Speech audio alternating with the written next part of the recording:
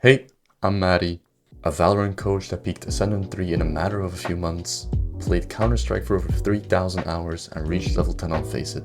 You use your aim in every single game you play. If you want to dominate even in Immortal or Radiant lobbies, you don't need secret routines. You don't need perfect plays, just these 5 simple tips. Let's get into it. Stop training ineffectively. Don't play DM just to warm up, use it as a tool to improve. Most people only use it before a ranked match, and that's not the way 10s or Demon 1 became such good players. The way you become better at a skill is to practice it every day. One thing I would recommend is to start practicing with intentions. Many people just play mindlessly, put loud music on, and run it down in autopilot. Don't do this. That's wasted time. You basically get no value out of it. So start having a certain focus in mind while playing DMs. Could do a DM focusing on crosshair placement or another DM focusing on simply holding an angle. These are just a few examples, but there's lots of things that could be talked about when it comes to practice. But remember that practicing with intention is the most important part and the fastest way to improve to become an immortal player. The second part I wanted to talk about is treating DM like a ranked game. The reason that people are so garbage in your ranked games is because most people treat ranked as deathmatch as two different things. And that's also why they feel like a god in DM, but like absolute shit in ranked.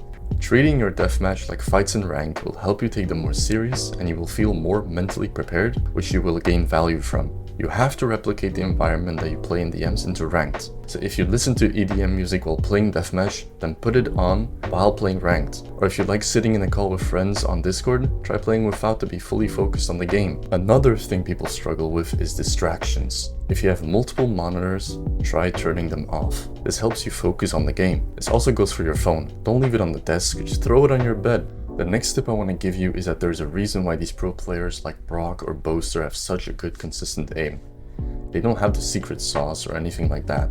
They just nail the core fundamentals like crosshair placement, utility usage, counter strafing, movement, and aim trainers. These pros put hundreds of hours into this, and you can see the results. This is how you reach the 0.01% of players. I'm not telling you to do the same unless you want to be pro. You don't need 10 hours a day, but if you master these basics, you'll already be ahead of 99% of the ladder.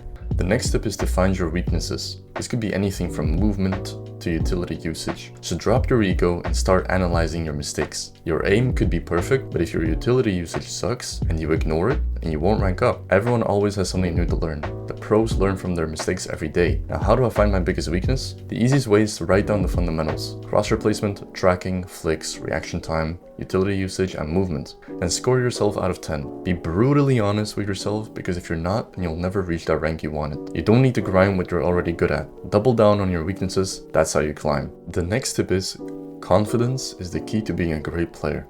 Raise your hand if you feel unconfident while playing. If you're raising your hand, then we need to change that right now. This is one of the biggest problems when it comes to Valorant. If you want to be successful in anything, you gotta have confidence. Most people play with zero confidence in themselves and wonder why they are hard stuck in plat and can't reach their goals because of one toxic player or a bad game. The reason I got this in Ascendant 3 and level 10 Faceit was because of my confidence in game and my mechanics. I'm not scared to take fights. I'm not scared to push or go for a crazy play. Many people overthink and overcomplicate the situation, which lead to more losses. Sometimes you need to take more fights, even if it's the quote-unquote least optimal play. If you do make a mistake, that's totally fine. You can't expect yourself to be the most perfect player. All you can do is try your best. Remember that you have to use all the context clues to make a good decision. Don't just make a dumb play and lose a round. Even if you're in a situation where you're at a disadvantage, you should always play with full confidence and think that you are better. Stop changing your settings every round or agent every game. It's killing your progress. It won't make you a better player if you keep switching between sensitivities because you whiffed a shot or you changed your agent because you had an unfortunate game. Don't change something just because you lost one game. Stick to one sense and a small agent pool. 2 to 3 max. That consistency builds muscle memory, and suddenly you're not second guessing your aim or your role on the team. Some agents have a more laid back playstyle, like Sova, and some have a more aggressive playstyle, like Raze.